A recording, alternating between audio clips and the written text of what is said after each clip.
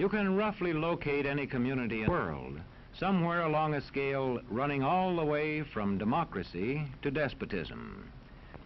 One to the democracy end, another somewhere in the middle, and a third. Let's find out about despotism. This man makes it his job to study these things. Well, for one thing, avoid the comfortable idea that the mere form of government can of itself safeguard a nation against despotism. Germany, under President Hindenburg, was a republic. And yet in this republic, an aggressive despotism took root and flourished under Adolf Hitler. When a competent observer looks for signs of despotism in a community, he looks beyond fine words and noble phrases. For which it stands, one nation, indivisible, with liberty and justice for all. Many observers have found that two workable yardsticks help in discovering how near a community is to despotism: the respect scale and the power scale. A careful observer can use a respect scale to find how many citizens get an even break. As a community moves towards despotism, respect is restricted to fewer people. A community is low on a respect scale if common courtesy is withheld from large groups of people on account of their political attitudes. If people are rude to others because they think their wealth and position gives them that right, or because they don't like a man's race or his religion.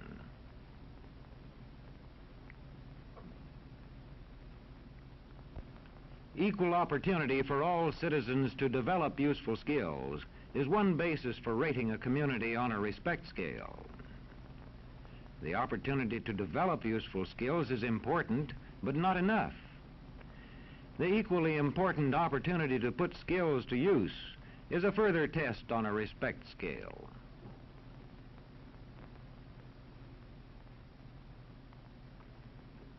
A power scale is another important yardstick of despotism. It gauges the citizens' share in making the community's decisions. Communities which concentrate decision-making in a few hands rate low on a power scale and are moving towards despotism. Like France under the Bourbon kings, one of whom said, "The state, I am the state." Today, democracy can ebb away in communities whose citizens allow power to become concentrated in the hands of bosses. What I say goes, see? I'm the law around here. The test of despotic power is that it can disregard the will of the people. It rules without the consent of the governed. Look beyond the legal formalities of an election in measuring a community on the power scale to see if the ballot is really free. If the citizens can vote only the way they're told, a community approaches despotism. When legislatures become ceremonial assemblies only and have no real control over lawmaking, their community rates low on a power scale.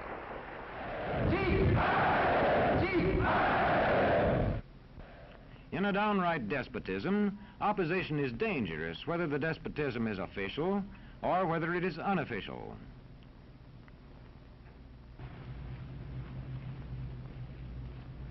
The spread of respect and power in a community is influenced by certain conditions, which many observers measure by means of the economic distribution and information scales.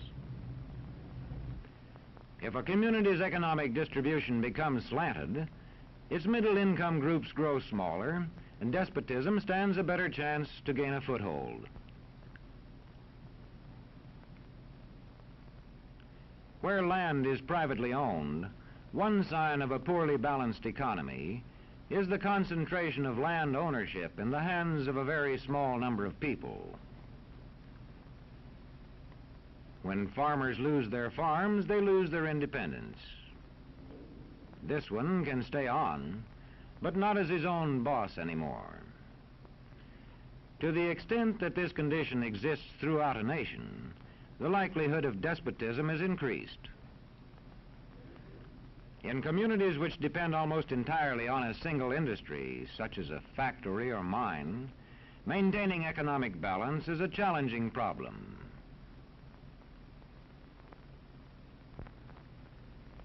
If this condition exists over the nation as a whole, so that the control of jobs and business opportunities is in a few hands, despotism stands a good chance.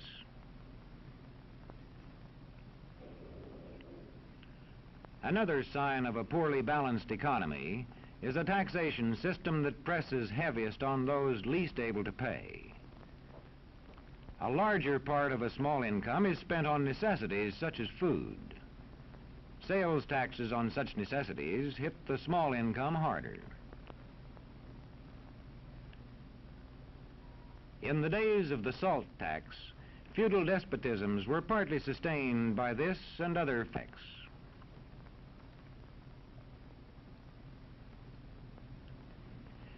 A community rates low on an information scale when the press, radio, and other channels of communication are controlled by only a few people, and when citizens have to accept what they're told.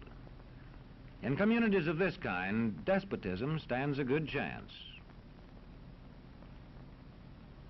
See how a community trains its teachers. Bear this in mind. Young people cannot be trusted to form their own opinions. This business about open-mindedness is nonsense.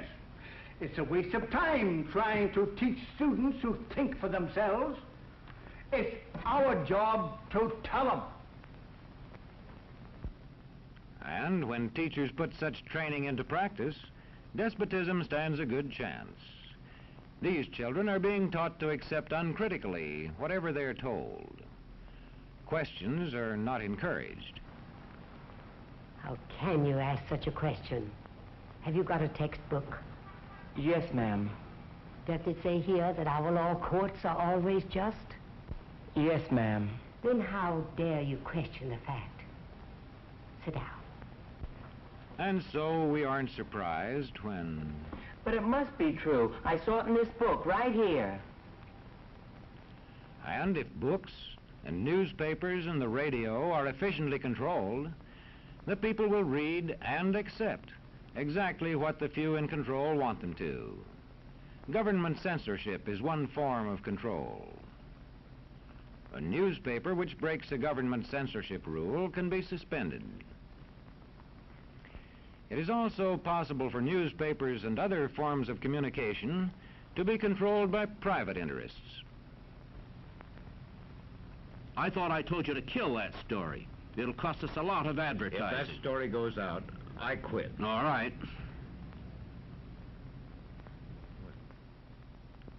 What sort of community do you live in? Where would you place it on a democracy-despotism scale? To find out, you can rate it on a respect scale and a power scale. And to find out what way it is likely to go in the future, you can rate it on economic distribution and information scales. The lower your community rates on economic distribution and information scales, the lower it is likely to rate on respect and power scales, and thus to approach despotism.